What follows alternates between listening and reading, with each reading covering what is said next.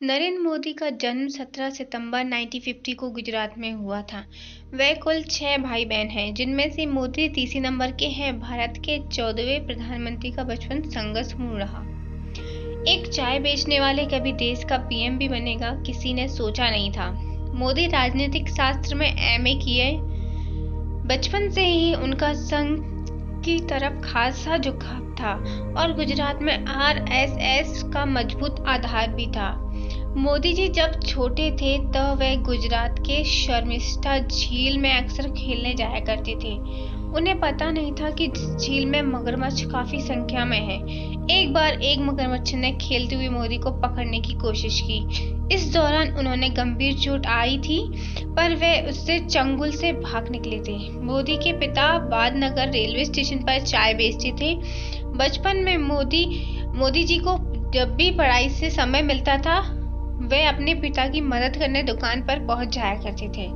नरेंद्र को हम कई तरह के गेटअप में देखते थे। दरअसल स्टाइल के मामले में मोदी बचपन से ही थोड़े अलग थे। कभी बाल बढ़ा लेते थे तो कभी सरदार के गेटअप में आ जाते थे। रंगमंच उन्हें खूब लुभाता था। नरेंद्र मोदी जी स्कूल के दिनों में नाटकों में बढ़ चढ़कर हिस्सा लेते थे और अपने रोल को काफी मेहनत भी करते थे। बचपन में नरेंद्र मोदी जी को साधु संतों को देखना बहुत अच्छा लगता था। मोदी जी खुद सन्यासी बनना चाहते थे। सन्यासी बनने के लिए नरेंद्र मोदी जी स्कूल की पढ़ाई के बाद घर से भाग गए थे और इस दौरान मोदी जी पश्चिम बंगाल के रामकृष्ण आश्रम सहित कई जगहों पर घूमते रहे और आखिर में हिमालय पहुंच गए और कई महीने तक साधुओं के साथ घूमते रहे। 2001 में जब गुजरात में भूकंप के आने से 20,000 लोग मारे गए, तब राज्य में राजनीतिक सत्ता में भी बदलाव हुआ। दबाव के चलते तत्कालीन मुख्यमंत्री केशुभाई पटेल को अपनी पद छोड़ना पड़ा। पटेल की जगह नरेंद्र मोदी को राज्य की कमान सौंपी गई और इसके बाद मोदी ने कभी पीछे मुड़कर नहीं देखा।